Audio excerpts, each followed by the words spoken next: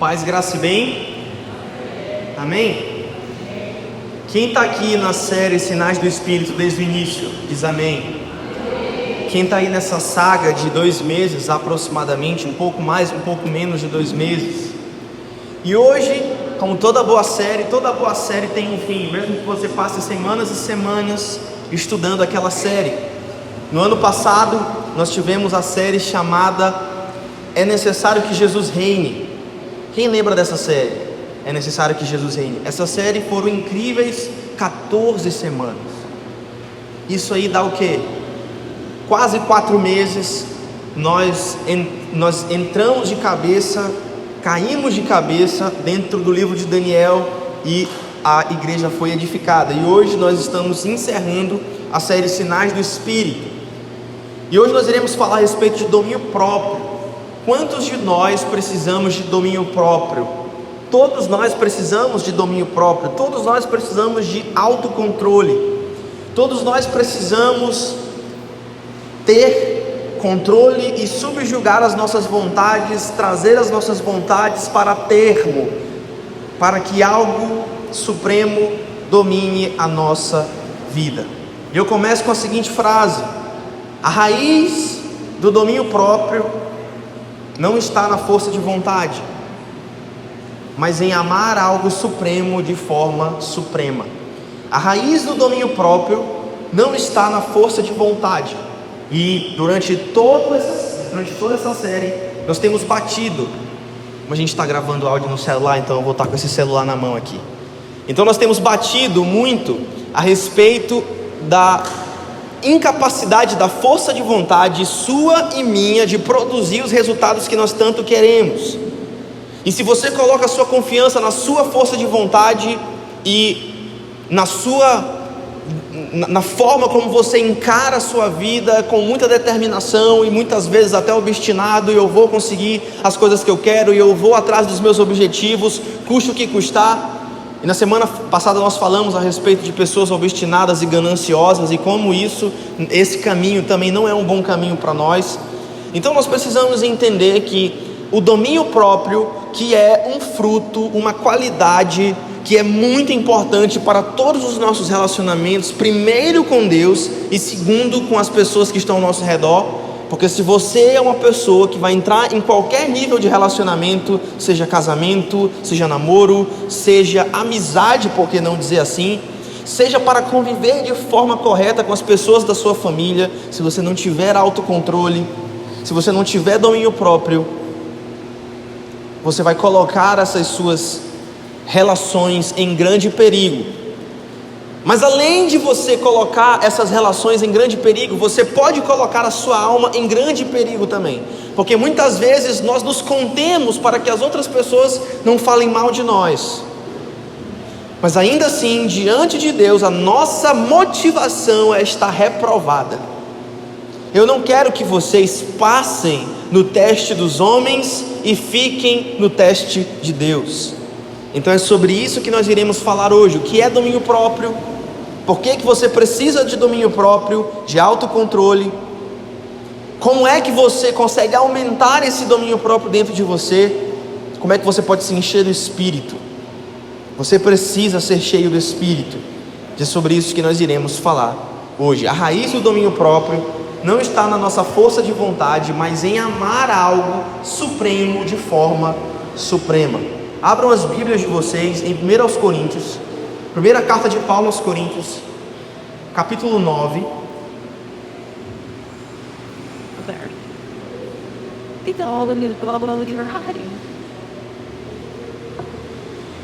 Capítulo 9.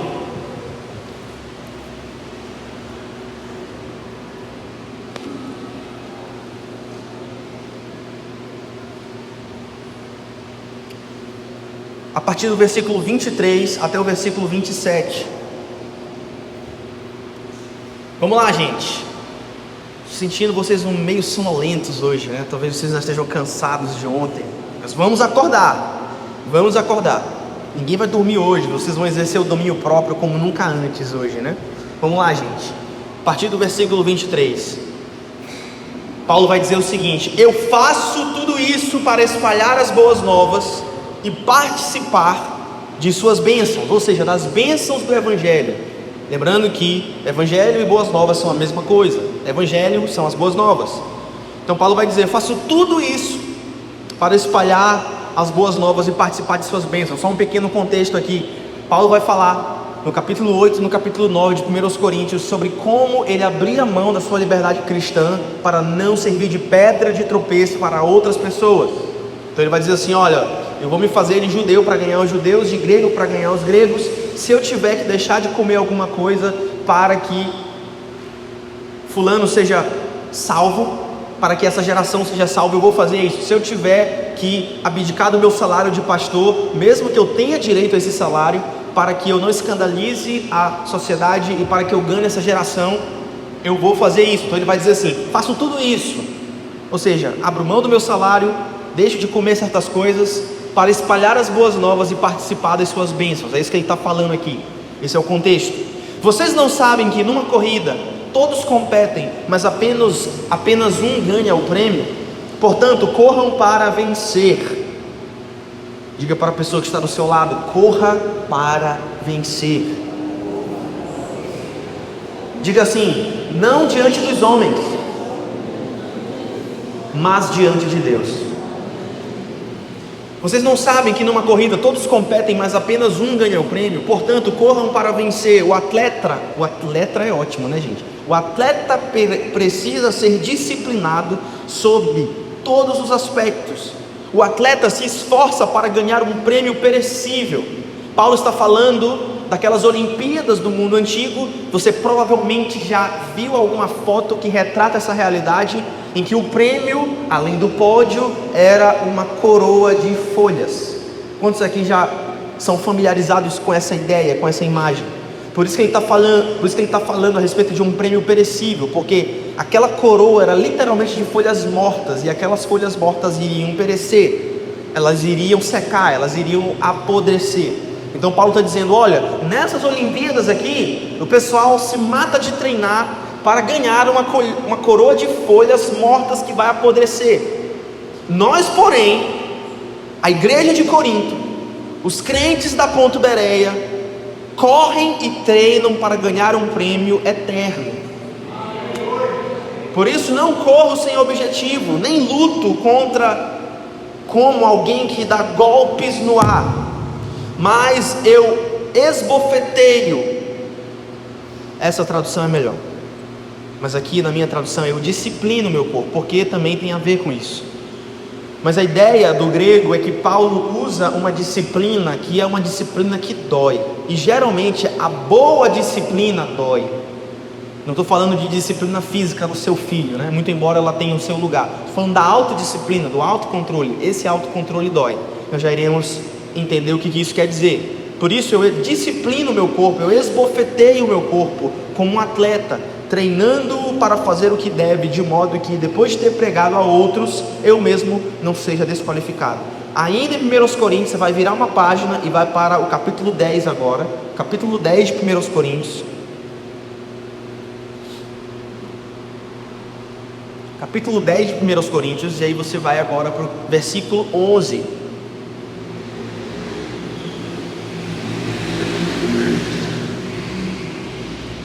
Primeiros Coríntios 10, versículo 11. Essas coisas que aconteceram a eles nos servem de exemplo. Foram escritas como advertências para nós, que vivemos no fim dos tempos. No caso, no fim da era judaica, que teve o seu colapso no ano 70 depois de Cristo, com a invasão romana de Jerusalém. Por isso que ele fala fim dos tempos aqui.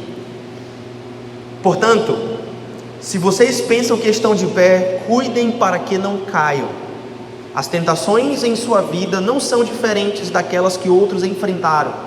Deus é fiel, e Ele não permitirá tentações maiores do que vocês podem suportar. Quando forem tentados, Ele mostrará uma saída para que consigam resistir.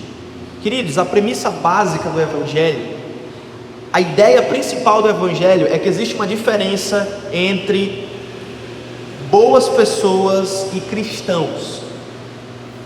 Nem sempre um bom cidadão será um cristão verdadeiro. Essa é a premissa básica do Evangelho. Nem sempre um bom cidadão Nem sempre uma pessoa que paga suas contas em dia, nem sempre uma pessoa que é um exemplo comunitário vai ser um cristão verdadeiro. Nem sempre uma pessoa que é louvada pelos homens será louvada necessariamente por Deus. Essa é a premissa básica do Evangelho, porque existe uma diferença muito grande para Deus entre uma pessoa que é moralmente virtuosa. Você conhece alguém moralmente virtuoso que não compartilha da tua fé? Você conhece um bom marido por aí que não é necessariamente um crente em Jesus? Por quê? Porque a Bíblia faz essa diferença. Existe uma diferença entre uma pessoa moralmente virtuosa e uma pessoa regenerada através de uma obra sobrenatural do Espírito Santo. Uma pessoa moralmente virtuosa, ela consegue ser moralmente virtuosa através do seu esforço, através do seu trabalho. Mas um cristão não consegue ser um cristão na força do braço. Entendem a diferença? Percebem a diferença?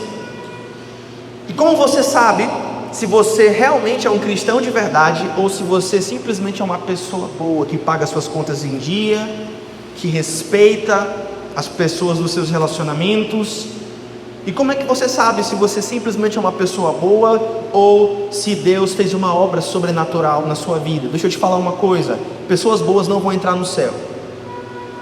Eu deveria ter falado isso ao longo das outras mensagens, mas eu espero que vocês tenham entendido isso. Pessoas boas não entram no céu. O inferno está cheio de pessoas boas.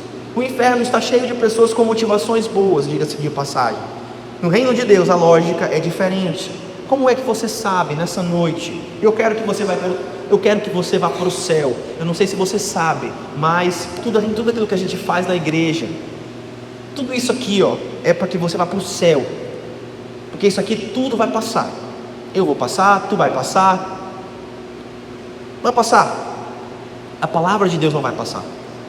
E aqueles que estão com Deus, aqueles que permanecem em Deus, eles permanecerão para sempre.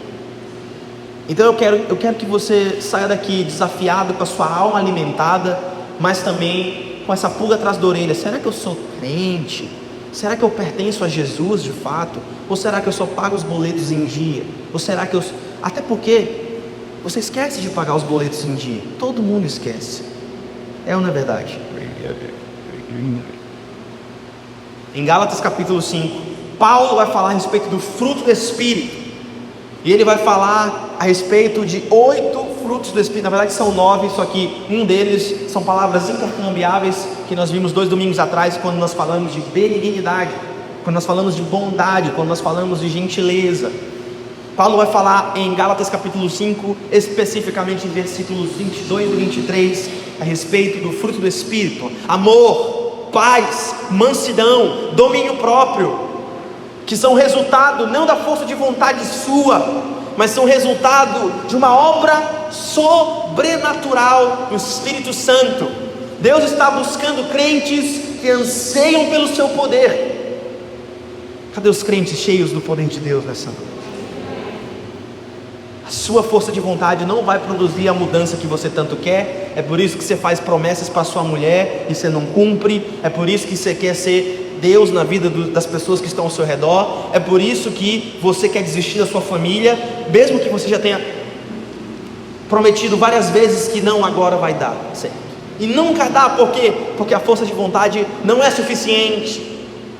E eu quero instigar dentro de você uma indignação com a sua própria situação, para que você saiba e saia daqui sabendo: eu preciso de Deus, eu preciso do Espírito, eu preciso de um milagre. E de verdade, você precisa de um milagre, eu preciso de um milagre. Agora a boa nova é que aqui tem milagre. Aleluia, aleluia. Hoje nós iremos falar do último dos frutos da lista. Nós iremos falar a respeito de domínio próprio, ou autocontrole. Autocontrole. A palavra que Paulo usa para domínio próprio em Gálatas, onde ele lista os frutos do Espírito. Então você vai lá para Gálatas capítulo 5 e você tem a lista que Paulo fala a respeito do fruto. Ele vai falar: olha, amor, mansidão, domínio próprio, longanimidade, benignidade, bondade, gentileza, integridade, fidelidade. E ele por último vai falar domínio próprio. Essa palavra domínio próprio, lá em Gálatas capítulo 5, essa palavra lá em Gálatas capítulo 5, preste atenção nisso, é a mesma palavra de 1 Coríntios capítulo 9. Exatamente a mesma palavra que nós traduzimos aqui como disciplinado, versículo 25. Nós precisamos ser disciplinados. O atleta precisa ter autocontrole em todas as coisas. Em outras palavras, essa palavra autocontrole é a mesma palavra lá de Gálatas e é a mesma palavra aqui de 1 Coríntios capítulo 11. É a palavra grega egrocácia, ou egrokátia, ou egrokatos. Egocrato, melhor dizendo. Sabe o Kratos lá, do jogo God of War? O careca que tem um negócio aqui na... Pois é aquela palavra, Kratos. A palavra egocratia, do grego, significa o autogoverno, o governo de si próprio, a capacidade de você controlar a si mesmo. Agora, deixa eu fazer uma pergunta para você. Se bem que o Kratos lá do videogame, para ele ter aquele físico, ele precisa ser muito disciplinado, né? Que ele é fortão assim. É muito difícil você ser uma pessoa saudável só baseado na genética. Você precisa se esforçar. Agora deixa eu perguntar para você, quantas pessoas você conhece que são de fato disciplinadas? E aí você pode dizer assim, pastor, eu conheço alguém que é assim. Agora deixa eu te perguntar uma pergunta mais difícil ainda. Quantas pessoas você conhece que são disciplinadas para as coisas de Deus? Quantas pessoas você conhece que são de fato disciplinadas para as coisas de Deus? Oram regularmente, leem as escrituras regularmente, vivem em espírito de oração regularmente. Quer uma difícil aqui agora? Fazem jejum regularmente. Quantas pessoas você conhece que são disciplinadas para as coisas de Deus? Então, no início do sermão, agora a gente já está tudo errado. É ou não é verdade? Então a gente precisa de ajuda. Você precisa de ajuda, você não vai conseguir sozinho, você precisa de Deus, você precisa se entregar, você precisa clamar por misericórdia. E a premissa que Paulo quer dizer é governar a si mesmo, ter autocontrole, ter domínio próprio. Ele vai dizer aqui, ó, veja o versículo 25, o atleta, meu Deus do céu, não é atleta, gente. O atleta precisa ter autocontrole em todas as coisas. Paulo está dizendo mais ou menos o seguinte: governar a si próprio, ter autocontrole é a única esperança que nós temos de ser livres. Vou repetir, quer ser livre dele, você quer ser verdadeiramente livre, você precisa mostrar o domínio próprio. E aí você pode perguntar, pastor, mas eu vou ter que dominar meus presos. Nesse geralmente onde os levados, sabe? Se existe algo que eu vou em todo preso. Mas a questão é que não, gente, não é isso que Paulo está querendo dizer. Sabe por quê?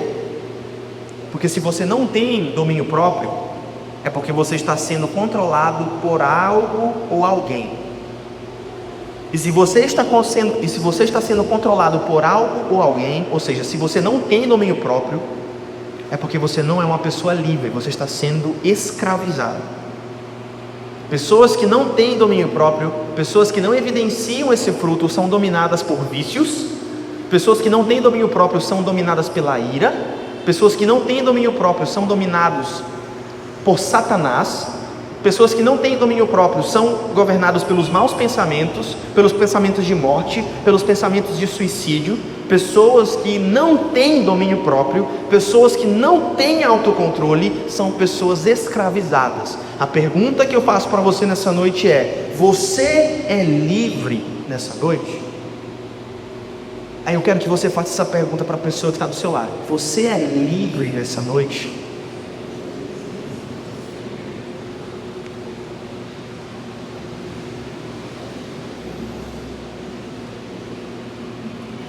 Ou você é dominado por vícios, ou você é dominado pela maledicência, ou você é dominado pela pornografia, ou você é dominado pela lascívia e a sua cabeça está suja, ou o seu coração ele é ganancioso, ou o seu coração é avarento, você é dominado por essas coisas.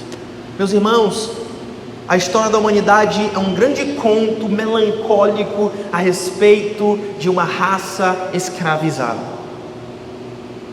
Talvez você conheça alguém que seja completamente escravizado, de tal forma que todos saibam que essa pessoa é escravizada, ou talvez você seja alguém, ou conheça alguém que tem vícios secretos, e que ele é escravizado por detrás das cortinas. A premissa é que governar a si mesmo é a única esperança que nós temos de ser livres. Se você não tem domínio próprio, você é escravo. Se você não tem algo maior, supremo dominando você, então você é uma pessoa escravizada. Você é uma pessoa escravizada. Então, Paulo vai dar uma ilustração. Qual é a ilustração que Paulo dá, irmãos? Paulo dá a ilustração do atleta. A ilustração do atleta, ela é perfeita para mostrar como é que deve ser a nossa vida. Paulo vai falar a respeito do atleta, como deve ser a nossa vida. Nós devemos ter uma vida de uma pessoa que se disciplina como um atleta. Por que nós precisamos nos disciplinar como um atleta? Porque todos nós, meus irmãos, temos muito problema em controlar os nossos pensamentos. Você tem um problema em controlar os seus pensamentos? Preciso ficar aqui por causa do áudio aqui, né? Você tem problema de controlar os seus pensamentos? Seus pensamentos vão divagando e muitas vezes para longe de Deus. Em vez de você pensar nas coisas do alto, como Paulo nos ordena, nós vamos divagando para o inferno. E a nossa cabeça começa a ficar cada vez mais deturpada. E nós começamos a nos afastar de Deus. E muitas vezes o pecado, ele é gestado nos nossos pensamentos. Inclusive o próprio apóstolo Paulo fala isso expressamente. O pecado, ele é gestado na consciência, e quando ele dá a luz, gera morte. Paulo é claro quanto a isso. Então Paulo vai dizer assim: olha, você precisa ter a disciplina de um atleta, buscando um prêmio supremo, porque todos nós, eu e você, temos problemas em controlar os nossos pensamentos. Quantos aqui têm problemas em controlar a língua? Quantos de vocês já machucaram alguém que você ama por causa da língua? Você tem um fruto do Espírito. Todas as pessoas cheias do Espírito Santo que eu conheço ou que eu conheci sempre foram pessoas que seguravam a língua. Elas nunca se furtavam de falar a verdade, mas elas sempre entendiam pelo Espírito que existe uma hora certa de você falar a verdade e um tom certo de falar a verdade. Faz sentido? Pois é isso que Paulo está dizendo. Quantos de vocês têm problemas de controlar a ira? Quantos de vocês têm problemas de controlarem as motivações? Por que eu falo de motivações? Porque para Deus a motivação importa. Você pode fazer a coisa certa com a motivação errada, para Deus a coisa é errada. Ok? Quer que eu te dê um exemplo? Esse exemplo eu sempre gosto de dar. Quem lembra aqui do Pinta Casa? Vocês lembram do Pinta Casa? Quantas pessoas foram aprovadas por Deus ao pintar a casa de uma pessoa pobre? Você já parou para pensar nisso? Quantas pessoas ao fazer um ato de bondade, quantas pessoas ao fazer um ato de caridade foram aceitas por Deus ao fazer esse ato de caridade? Quantos desses atos foram louvores a Deus? Você já parou para pensar nisso? Todos nós temos esses problemas. Em muitos de nós, quem controla não é o autocontrole. Em muitos de nós, o que controla são os vícios, os distúrbios, a raiva. Muitos são controlados pela ira. Muitos são consumidos por pensamentos homicidas. Mesmo que ele não tenha coragem de matar alguém fisicamente, mas ele assassina a pessoa na mente. Muitas pessoas são controladas pelo sexo e a lascívia. A mente dessa pessoa, ela é completamente distorcida. Ele é descolado da realidade. E essa pessoa é escravizada. Essa pessoa está escravizada. Muitas pessoas são dominadas por psicotrópicos, cigarro, droga. Essas pessoas são dominadas, elas são dependentes dessas substâncias. Essas pessoas não mostram a evidência do fruto do Espírito. Essas pessoas não conseguem falar de forma branda. Essas pessoas não são controladas pelo fruto do Espírito. Elas não mostram, não evidenciam o fruto do Espírito. Agora, meus irmãos, por que nós temos esse problema? Por que nós seguimos esse impulso? Você já ouviu falar no jogo do tigrinho? O que desgraça é um jogo do tigrinho? Por que as pessoas caem nisso? Por que as pessoas elas são tomadas de um impulso que as escraviza? Por que as pessoas jogam em jogos de azar? Por que as pessoas gastam toda a sua fortuna nisso? Por que as pessoas preferem apostar em uma jogatina em que a probabilidade delas ganharem com uma loteria é de 1/100 bilionésimo, em vez de elas quererem e se motivarem a trabalhar mais?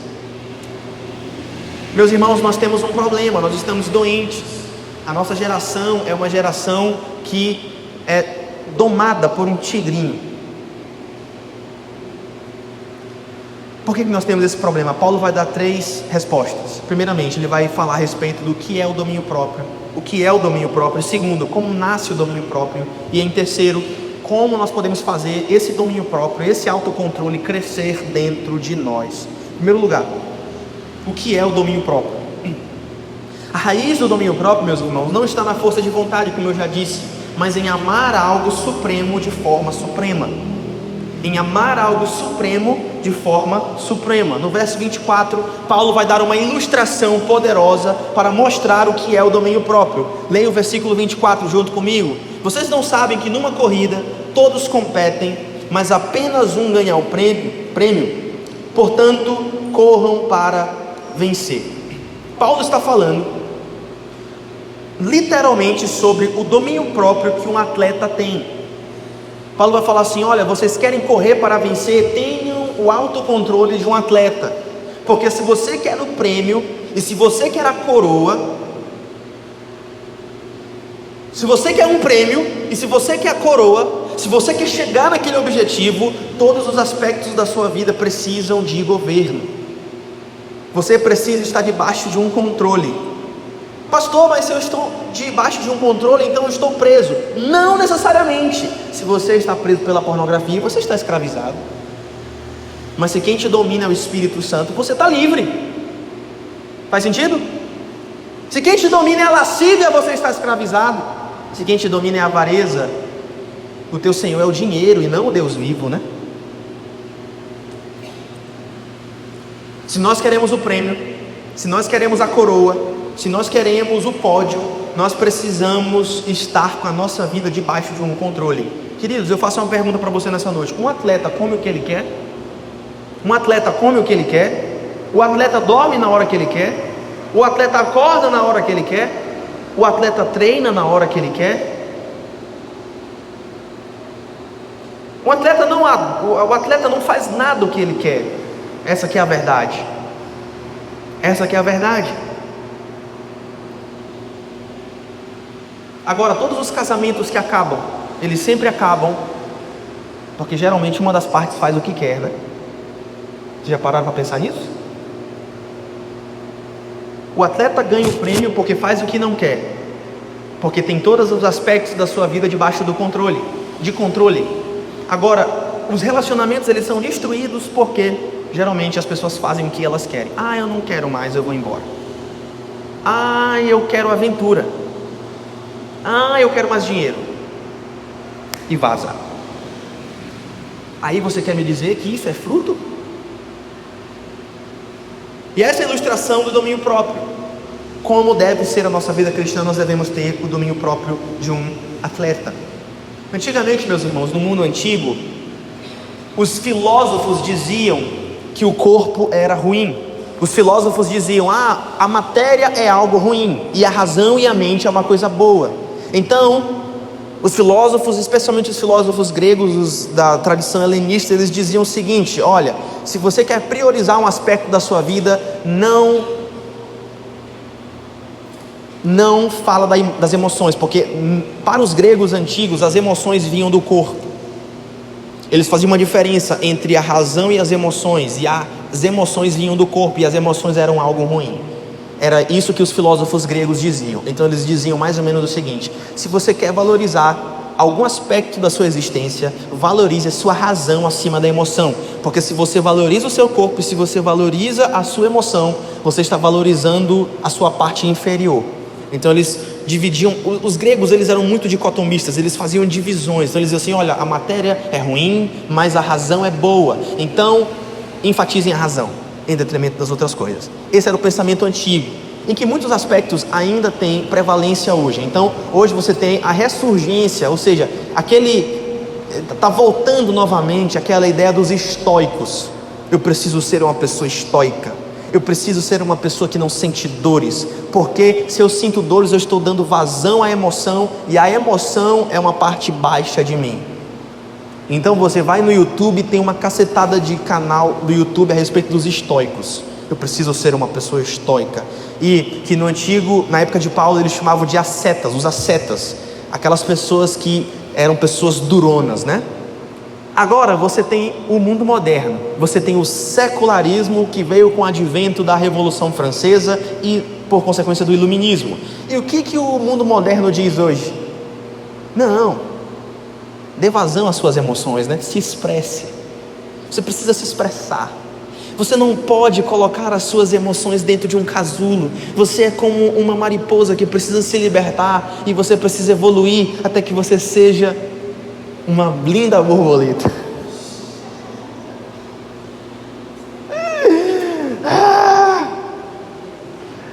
Show! Vamos lá. Não é isso que você ouve? Muita terapia é isso, né? Você precisa dar vazão às suas emoções. Não se reprima. Sabe por quê? Sabe por quê? Depois que eles falam para você dar vazão às suas emoções, eles vão dizer o seguinte: só se vive uma vez, então vamos nos permitir. Então o mundo antigo dizia que nós não devemos dar vazão às nossas emoções, porque nós precisamos dar vazão à nossa razão, e a razão sempre precisa prevalecer sobre as emoções. Hoje em dia é o contrário. As emoções, elas têm prevalecido sobre a razão, porque as pessoas dizem: só se vive uma vez, então eu vou me enganchar nesse financiamento. Eu não estou dizendo que financiamento é uma coisa ruim, depende do financiamento, né? Se for para comprar como é que é o nome daquele carro bomba que o pessoal chama? É algum carro bomba aí, que eu sou terrível de carro. Mas é isso aí. Só se vive uma vez, então eu vou abandonar esse relacionamento, meu casamento, eu vou embora. Inclusive, Lorena e eu, a gente ouve o tempo. Sexta-feira eu estava com meu sogro e ele contou uma história cabeluda de um pastor que eu nunca ia imaginar que largou a mulher. Agora, depois de 20 anos de casamento. Sabe por quê? Porque só se vive uma vez. E a moldura do pensamento moderno diz: você só vive uma vez, e as suas emoções precisam prevalecer sobre a sua razão, porque só vive uma vez, então vamos nos permitir.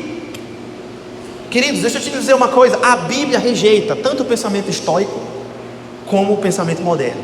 Graças a Deus por isso. Sabe por quê? Porque o Evangelho tem um caminho melhor para nós. O Evangelho tem um caminho melhor para nós. E se nós nos submetermos à vontade de Deus, que é boa, perfeita e agradável, nós viveremos. Se pelo Espírito mortificardes os feitos da carne, certamente vivereis. E a Bíblia diz: não entristeçais o Espírito Santo de Deus, com o qual fostes selados.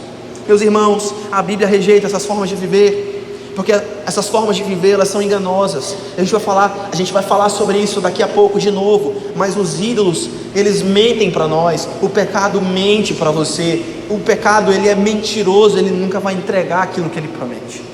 É verdade, é verdade, você sabe que eu estou falando a verdade. A Bíblia rejeita tanto o pensamento estoico como o pensamento moderno. Quando Paulo fala do atleta, ele vai dizer o seguinte: olha, deixa eu fazer uma pergunta para vocês aqui. O que é que motiva o atleta? O que é que motiva o atleta? Quando o atleta treina, precisa de um fono, irmãos, em nome de Jesus. Quando o atleta está treinando, no que é que ele está pensando? Quando o atleta está treinando, ele tem emoção ou não? Quando o atleta está treinando, ele é só razão ou ele tem um pouco de emoção? Ou ele é só emoção e não tem nada de razão? É isso, irmãos? O que é que motiva o atleta? Queridos, o que motiva um atleta é uma paixão. É uma paixão. Todo atleta vencedor, você pode pegar Michael Phelps. Inclusive, eu nadei muitos anos da minha vida, fiz natação uma época da minha vida, competi inclusive. E eu gostava de ver, né, os vídeos das Olimpíadas, o pessoal treinando e tal. Eu sempre tive uma dificuldade de ser mais disciplinado com a minha saúde e tal. E eu sempre vi esses caras muito apaixonados pelo que eles faziam. Ou seja, quando um atleta está se preparando, ele não está dissociado da paixão e da emoção. Pelo contrário, é exatamente a paixão que motiva ele a treinar. Paixão pelo quê, irmãos? Pelo prêmio. Paixão pelo pódio. Paixão pelo objetivo. Ele deseja tanto aquele pódio, ele deseja tanto aquele troféu, ele deseja tanto aquela medalha, ele tem uma paixão por aquele prêmio, que isso o motiva a treinar. Isso significa que a motivação é apenas racional? Claro que não. A motivação tem razão e a motivação tem emoção também. Existe uma emoção intensa, existe um desejo ardente de vencer. No entanto, meus irmãos, essa paixão, ela não está descontrolada, porque se o atleta tiver uma paixão descontrolada, ele não vai conseguir treinar direito, e se ele não consegue treinar direito, ele não vai conseguir vencer. Existe uma paixão, em outras palavras, mas essa paixão organiza a nossa vida. Preste atenção no que eu estou dizendo. O atleta, ele tem uma paixão, ou seja, os estoicos estão errados. Mas o atleta que tem uma paixão, ele também tem ordem, ou seja, o pensamento moderno também está errado. Você precisa ter um pouco de equilíbrio. Existe uma paixão, existe algo que queima no nosso coração, mas essa paixão organiza a nossa vida e não desorganiza a nossa vida. Quantos estão entendendo o que eu estou dizendo? Digam amém. Você precisa de uma paixão, mas não que desordena a sua vida. Alguém conhece esses casos de paixão avassaladora? Depois de anos de casamento, né? Me apaixonei pela pessoa errada, já dizia aquele pagodeiro, né? Me apaixonei pela pessoa errada, e o cara coloca toda a história dele à bancarrota por causa de uma paixão de verão. É isso que acontece hoje em dia. Sabe por quê? Porque as emoções dominam, e essas emoções, essas paixões que fazem guerra contra a alma, como diz o apóstolo Pedro, elas não te ajudam e não te organizam, pelo contrário, elas te desordenam. E você ainda quer ser uma pessoa empoderada, né? Olha como eu sou empoderada, eu sou senhora de mim, eu sou senhor de mim. Tu é um chongo, isso que tu é. Você é escravo dos seus desejos. Você é uma pessoa digna de pena. Bora ali no grupo pequeno, ali no grupo de comunhão, ali dos papudinhos, abrir um outro bar lá na rua, vocês acreditam nisso? Meu amigo, abriu o bar. 1 minuto depois que esse bar abriu, já tinha um monte de gente jogando sinuca, fazendo um grupo de comunhão lá durante 10 horas. Literalmente durante 10 horas.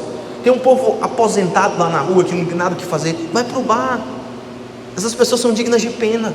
Será que a mulher de um deles não quer conversar com eles, alguma conversa profunda da vida? Claro que quer. Mas onde é que eles estão? No bar. Essas pessoas são dignas de pena. Meus irmãos, nós precisamos de uma paixão na nossa vida, mas que organiza a nossa vida e não que desordena.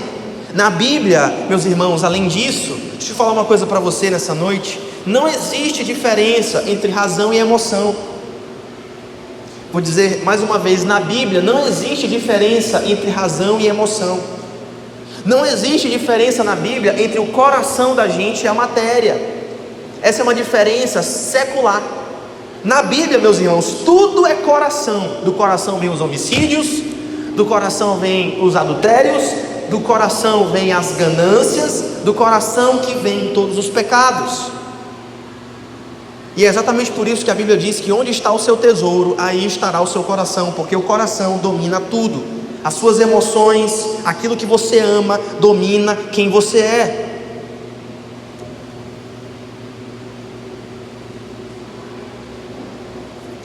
O que eu estou querendo dizer com isso, em outras palavras? Se você ama a sua saúde, você vai comer porcaria? Sim ou não? Se você ama a sua saúde, você vai comer margarina?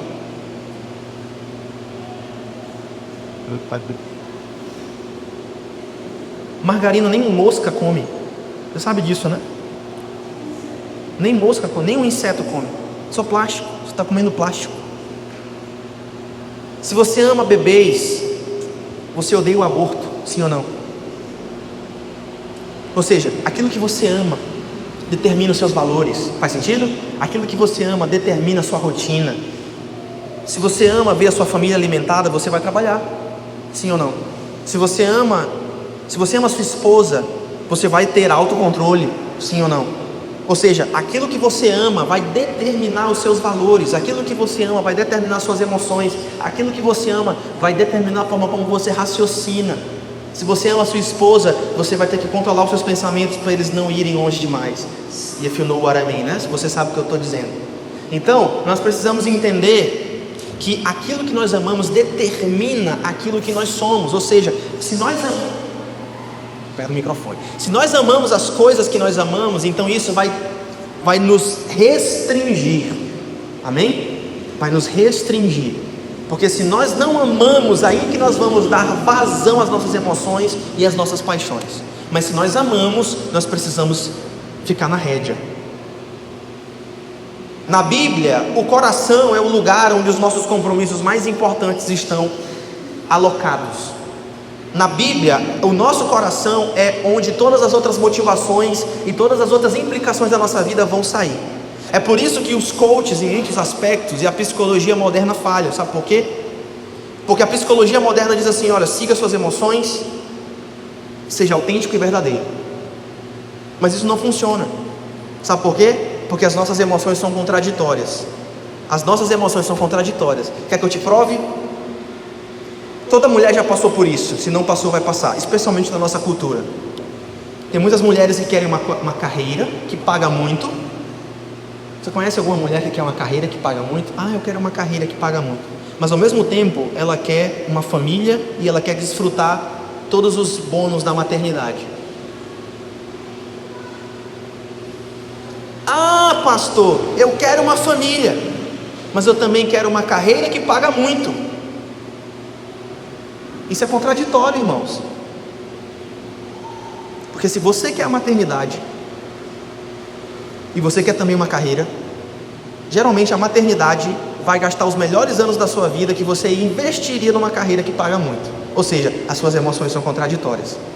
Ah, pastor, eu quero ficar rico rápido, mas eu também quero servir a Deus. Tem como, gente? Rápido, ficar rico rápido, tem como? Tigrinho.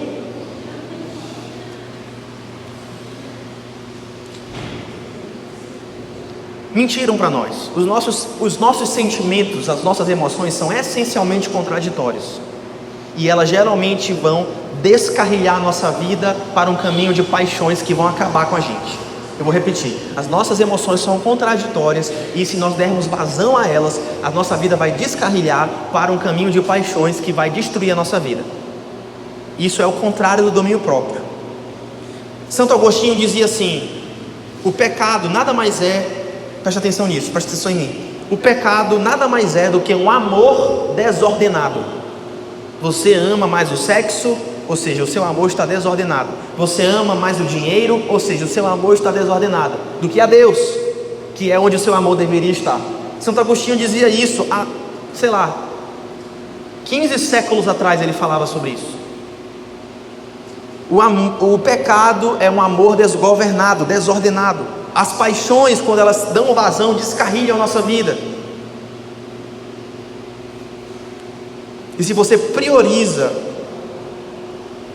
a carreira sobre os relacionamentos, se você prioriza o seu alto prazer acima do seu casamento, se você prioriza o seu amor ao dinheiro sobre a sua integridade a Deus, então você está pecando, porque o seu amor está em coisas e não em Deus, ou então em pessoas e não em Deus. Se você prioriza o seu filho em detrimento de Deus, então você tratou o seu filho como seu Deus.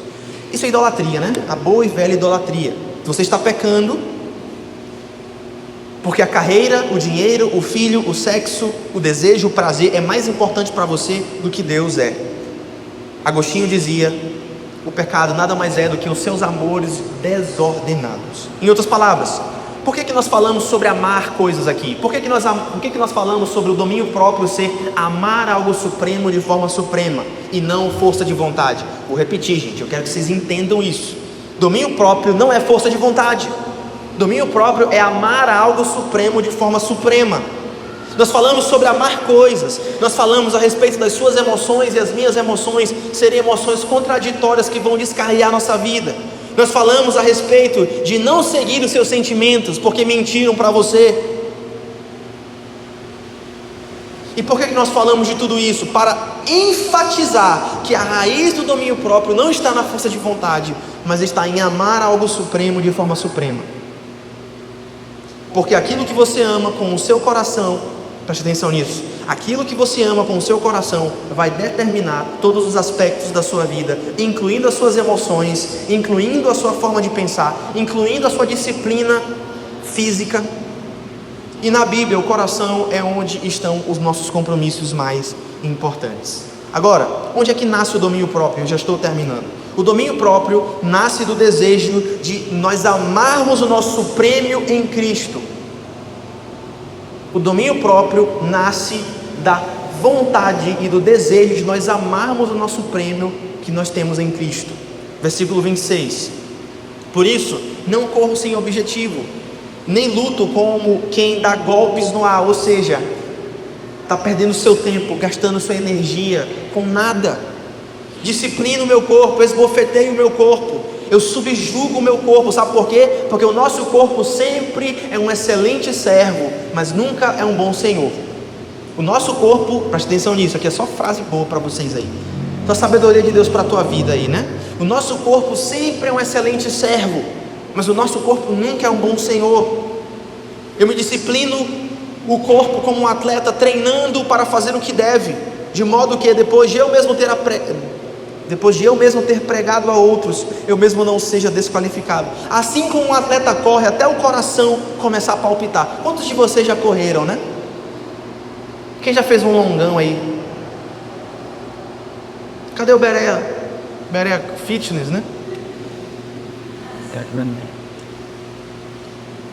Você tem que correr.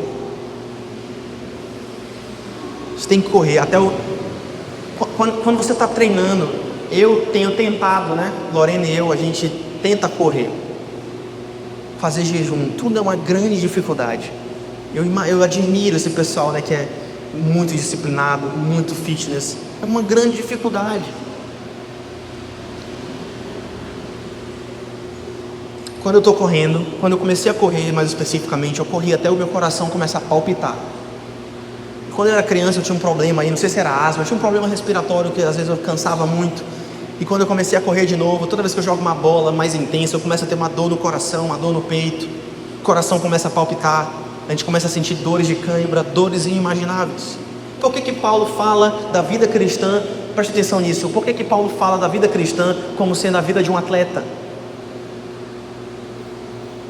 Paulo diz assim: eu sou como um atleta correndo a corrida da vida. A ideia, meus irmãos, é que a vida é uma maratona. E de fato é. A vida não é um tiro de 100 metros que você consegue correr em 20 segundos. A vida é uma maratona de muitos quilômetros. E não importa se você larga bem, importa como é o seu passo ao longo de toda a maratona e como você termina a maratona. Meus irmãos, o tanto de pastor que eu já vi começar bem e terminar mal. Quem de vocês já conhece alguém assim? O tanto de pastor que começa muito bem e termina muito mal. O tanto de casamento que começa bem e termina mal. E o contrário também é verdade. Muitos casamentos começam errado e Deus, por graça e misericórdia, restaura. Não importa como você começa, porque a vida, como Paulo diz, ela não é um tiro de 100 metros. A vida é uma corrida de muitos quilômetros. Meus irmãos, e por que Paulo fala que ele se disciplina como um atleta? Será que o atleta tem dor? Você já viu aqueles documentários que falam a respeito das bailarinas? Quando elas colocam aquela sapatilha de bailarina, que tem um gesso na frente e que esmigalha o dedo da pobre bailarina. Você já viu quando um fisiculturista vai treinando até que o seu braço rompe a fibra do seu braço, do seu músculo? Você já viu algum atleta que trabalha fora, futebol de areia, tem câncer de pele? Ou então aqueles lutadores que trabalham no MMA e acabam tendo várias microlesões no cérebro que um dia vão resultar numa lesão mais grave, um AVC ou alguma coisa assim. Ou seja, a vida de um atleta é uma vida sofrida. A vida de um atleta é uma vida de dores. E por que Paulo fala que a nossa vida tem que ser como de atleta? Porque a nossa vida, meus irmãos, é cheia de dores. Sim ou não? A nossa vida é um vale de lágrimas. Quando você está correndo a corrida da vida, assim como você está correndo uma corrida física, você começa a sentir várias dores no peito. Meus irmãos, a vida do crente é a vida toda você sentindo dores no peito. É alguém te traindo, é uma notícia ruim, é alguém te abandonando. Essa é a nossa vida. Quando nós corremos fisicamente, se você está correndo fisicamente, você começa a sentir o seu peito palpitar. A vida cristã é a mesma coisa. Depois de uns anos, você começa a sentir a fadiga da vida. Você começa a sentir as dores no peito. Você começa a sentir dores de parto. Você começa a sentir várias dores de várias naturezas diferentes. Você casa. E quando você era solteiro, a pior coisa que poderia acontecer com você é aquilo que acontecia com você. Mas depois que você casa, a pior coisa que poderia acontecer com você é aquilo que acontece com a tua mulher e com o teu filho, né? Ou seja, a dor triplica. Essa é a vida. Essa é a vida. A vida dói. A vida não se ganha rápido. Isso é uma dica aí para vocês que estão construindo dinheiro agora, vocês que estão começando a vida de vocês. O dinheiro vem depois. Se você trabalha, se você poupa, se você empreende, o dinheiro não vem rápido. Tudo na vida é uma maratona, que não se ganha em 30 minutos, mas se ganha em muitos anos. É isso que Paulo está dizendo. Irmãos, a Bíblia é a verdade, né? E essa é a vida é dolorosa, o seu peito sempre está doendo por causa de alguém que você ama. Essa é a vida. Agora, meus irmãos, eu quero perguntar para vocês: a nossa cultura tem domínio próprio, sim ou não? A nossa cultura tem domínio próprio? De onde é que vem os divórcios da nossa cultura? De onde é que vem as traições aqui na nossa cultura? De onde é que vem os filhos desobedientes da nossa cultura? São resultado, todas essas distorções, todos esses pecados são resultado de uma geração que não tem autocontrole sobre os seus desejos, que não tem domínio próprio. É uma geração que é controlada pelos seus vícios e não pelo Espírito de Deus. É por isso que a vida descarrilha. É uma geração que é dominada pelo jogo do tigrinho. É uma geração que é dominada pela pornografia. É uma geração que é dominada pelos seus próprios vícios. Outro dia eu ouvi uma notícia de que chegou a internet do Elon Musk lá nas regiões longínquas da Amazônia. E agora os índios estão no WhatsApp o dia todo. E pasmem, sabe o que aconteceu? Os índios viciaram em pornografia. Isso é verdade, depois pesquisa no Google depois.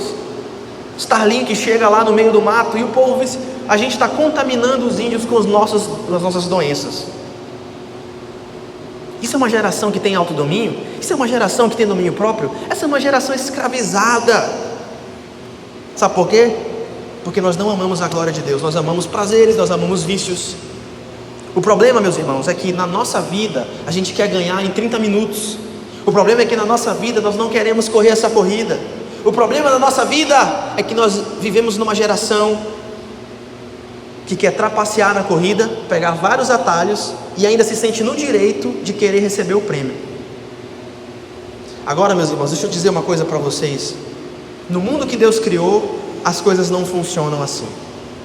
No mundo que Deus criou, as coisas não funcionam assim. É por isso que na nossa igreja nós temos enfatizado a importância da obediência.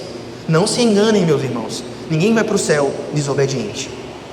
Ninguém vai para o céu sem que todas as áreas da vida estejam subjugadas à obediência cativa de Cristo. Obedeçam a Deus. Se Deus é Senhor, se Cristo é Senhor, obedeçam ao que Cristo diz. Se Cristo não é Senhor, boa sorte com os capetas, boa sorte com o jogo do tigrinho, boa sorte com a pornografia, boa sorte com a lascívia, boa sorte com a avareza, boa sorte com a ganância, porque é isso que vocês vão ter. Agora, se Cristo é Senhor, obedeça ao que Ele diz.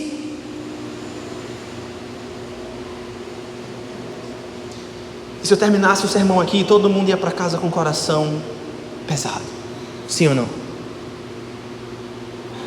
Mas o sermão não acaba aqui. Como é que nós podemos ter domínio próprio? Meus irmãos, como é que nós podemos correr a corrida da vida e terminar bem? Como é que nós podemos começar bem e terminar melhor? Como é que a gente pode correr a corrida da vida sem ser dominado pelos vícios? Como é que nós podemos andar nessa peregrinação tão dolorosa, cheio de cardos e abrolhos, em obediência? Queridos, 1 Coríntios capítulo 10 fala a respeito de uma corrida. Paulo diz assim: olha, como um atleta que corre para ganhar o prêmio, vocês devem correr para vencer. Agora deixa eu te dizer uma coisa, não é somente em 1 Coríntios capítulo 10 que Paulo fala a respeito de corrida, ou que um escritor do Novo Testamento fala a respeito de corrida. Sabe onde mais no Novo Testamento se fala a respeito da vida cristã ser como uma corrida? Hebreus capítulo 12 fala que nós devemos correr a corrida da fé. E Hebreus capítulo 12, o autor de Hebreus capítulo 12, que nós não sabemos quem é, nos dá uma dica de como nós podemos correr a corrida da vida, a corrida da fé, sem tropeçar. Leia comigo Hebreus capítulo 12, versículo 1. Portanto, uma vez que estamos rodeados de tão grande número de testemunhas, livremo-nos de todo o peso que nos torna vagarosos e o pecado que nos atrapalha. Fala para a pessoa que está do seu lado agora: sabedoria de Deus para a tua vida. O pecado te atrapalha. Saiu uma pesquisa na ONU agora. O pecado atrapalha a gente. Estou brincando, vamos lá. O pecado nos atrapalha. E corramos com perseverança a corrida que foi posta diante de nós. A premissa, a verdade que está por detrás desse versículo é que se nós não abandonarmos o pecado, nós não chegaremos no final. Nós não chegaremos no final. Nós não chegaremos no final. Agora, o escritor aos Hebreus, ele não somente diz isso, mas ele vai nos dar o segredo para a gente vencer essa corrida. Sabe como é que a gente vence essa corrida, irmãos? Mantenhamos o olhar firme em Jesus, o autor e consumador da nossa fé. Por causa da alegria que o esperava, ele suportou a cruz, sem se importar com a vergonha da zombaria, a vergonha de ser crucificado sem roupa, a vergonha de se tornar um pedaço grotesco de pecado e ser feito pecado em nosso lugar. E agora ele está sentado no lugar de honra à direita de Deus. Sabe por quê? Porque ele venceu a corrida. Jesus nunca teve um pensamento de lascívia, ele tinha domínio próprio, ele era dominado pelo Espírito. Jesus nunca foi vencido pela avareza ou pela tentação de se render aos caprichos dos políticos e religiosos da época, mesmo que isso fosse custar dinheiro para ele. Jesus poderia ter sido o grande revolucionário, ele era o rabi dos rabis, ele era o mestre dos mestres, mas ele nunca foi cooptado pelo desejo de ganância, ele nunca foi levado pela ganância e pela maledicência, ele nunca foi levado pela lascívia, ele nunca em nenhum momento deixou o seu coração desvanecer. Pelo contrário, inclusive nos seus momentos mais difíceis, ele dizia: Senhor, que seja feita a tua vontade, não a minha. E a minha comida e a minha bebida é fazer a vontade do meu Pai. É o que na teologia nós chamamos de obediência ativa de Cristo. E aqui sabedoria de Deus para a tua vida mais uma vez. Se nós queremos correr bem, se nós queremos chegar bem, se nós queremos correr essa corrida de muitos quilômetros, porque nenhum de nós sabe quando a gente vai morrer, mas muitos de vocês já viveram muito, muitos de vocês já estão calejados pelas dores da vida, muitos de vocês aprenderam a lição, mas muitos de vocês ainda não aprenderam a lição. Então, se nós queremos correr bem, sem vícios, se nós queremos correr bem sem ira, se nós queremos correr bem sem ganância, se nós queremos correr bem sem egoísmo, se nós queremos correr bem essa corrida sem ter nada nos dominando, nós devemos olhar para Jesus. Sabe por quê? Porque Ele correu bem. Queridos, Jesus desceu da sua glória, Jesus abriu mão da sua glória e se tornou servo. E quando Ele correu a corrida da vida, muitas vezes, para que vocês entendam o que eu quero dizer, eu já estou terminando. Muitas vezes na nossa corrida da vida, quando a gente está sendo traído por alguém, quando as pessoas estão falando mal da gente, quando alguém vai embora e nos abandona, quando nós estamos sem dinheiro, quebrados e o pessoal está cobrando a gente, quando as pressões da vida e os cuidados da vida tentam tirar a nossa alegria, muitas vezes nós sentimos como se o nosso coração estivesse despedaçado. Sim ou não? É ou não é verdade? Agora, meus irmãos, nós achamos que o nosso coração está despedaçado, mas o coração de Jesus, de fato, foi despedaçado por mim e por você. A Bíblia diz que o coração dele foi traspassado, e de dentro do coração de Jesus saiu sangue e água. A gente acha que o nosso coração foi quebrado. O coração de Jesus, de fato, foi quebrado por causa de mim e por causa de você. E Jesus, que sofreu muito mais do que nós, conseguiu terminar a corrida dele. E hoje ele está onde? Assentado no lugar de honra, à direita do trono de Deus. Queridos, Jesus correu a corrida olhando para a alegria que o esperava. E que alegria era essa? Nos salvar. A sua noiva, mesmo doentes, mesmo quebrados, mesmo imperfeitos, Ele nos ama. Além disso, meus irmãos, Jesus era o único que verdadeiramente merecia receber o prêmio. Se tem alguém que merecia receber o prêmio, esse alguém era Jesus. Se tem alguém que realmente merecia receber a coroa da vida, esse alguém era Jesus. Quando ele concluísse a jornada dele, a única coisa que ele merecia receber era a coroa da vida, pois Jesus foi o único que ao longo de toda a sua vida amou ao Senhor seu Deus, com todo o seu coração, com toda a sua alma, com toda a sua força e com todo o seu entendimento. Nenhum de nós conseguiu fazer isso. Contudo, em vez de receber uma coroa da vida no final da sua jornada, Jesus recebe uma coroa de espinhos. Uma coroa de espinhos, meus irmãos, era um símbolo de morte.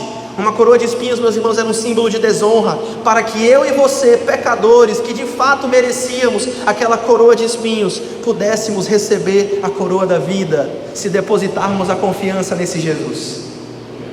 Jesus recebeu a coroa de espinhos, para que eu e você pudéssemos receber a coroa da vida. No entanto, meus irmãos, só aqueles que obedecem a Ele, só aqueles que colocam a sua confiança nele, receberão essa coroa. Para refletir e praticar. Para refletir e praticar.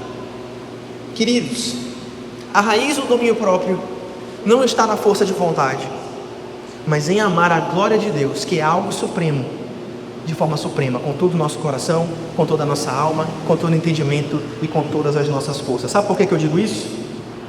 Sabe por que eu digo isso? Não existe ninguém que ame a Deus com todo o seu coração, com toda a sua alma e força, que vá trair a mulher. Não existe ninguém que ama o Senhor de todo o coração, alma e força, que vá roubar os outros. Não existe ninguém que ama o Senhor com toda a força, alma e entendimento, que vá ser desonesto, que vá ser avarento, que vai falar com aspereza e destruir a vida dos outros, e machucar as outras pessoas, e oprimir o pobre, e oprimir a viúva.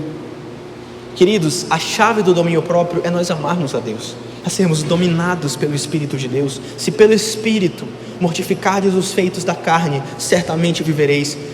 Em contrapartida, se você deixa a sua vida descarrilhar pelos desejos enganosos do pecado, você vai morrer. Você vai morrer. Não entra no céu gente desobediente.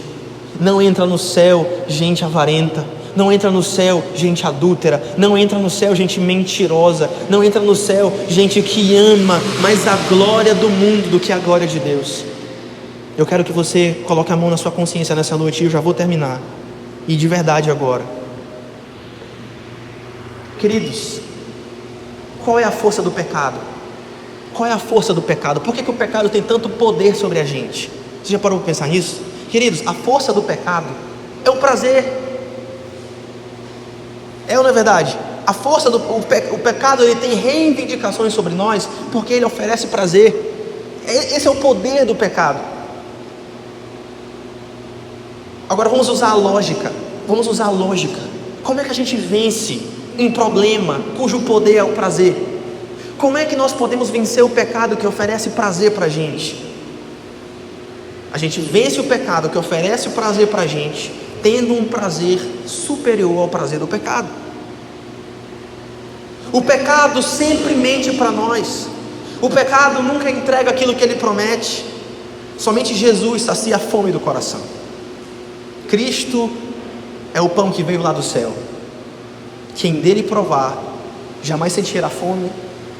Quem beber dessa água, jamais sentirá sede. Todo mundo que está na frente de um bordel, todo mundo que está atrás de uma rameira hoje, está buscando Deus. Todo mundo que está num bar enchendo a cara está buscando Deus. Todo mundo que está abandonando a família está buscando Deus. E qual é o prazer supremo da nossa vida? Deus, a sua glória, a sua presença. Moisés passou 40 dias diante da presença de Deus. Moisés passou 40 dias contemplando a face de Deus. Ele não teve fome nem sede física. Não teve fome e sede física, nada comeu e nada bebeu. Sabe por quê? Porque a presença dele é tudo o que nós precisamos. Meus irmãos, é uma conta econômica muito simples. Se pelo Espírito mortificardes os feitos da carne, certamente vivereis. Somente Jesus sacia a fome do teu coração. Ah, eu falei coração, sabe por quê? Porque o Salmo 86, versículo 11 nos diz o seguinte. Quero que vocês orem esse salmo junto comigo no 3, todo mundo em voz alta, vamos lá. 1, 2, 3. Ensina-me, Senhor, o teu caminho, e andarei na tua verdade. Dispõe o meu coração para só temer o teu nome. Aleluia. Aleluia. Oh, Jesus. Eu quero isso para a minha vida. Dispõe o meu coração para temer o teu nome. Dispõe o meu coração para temer. Eu não vou ter mais fome dessas coisas que mentem para a gente. E eu não vou ter mais sede dessas coisas que não têm poder de saciar a alma. Dispõe o meu coração para temer o teu nome.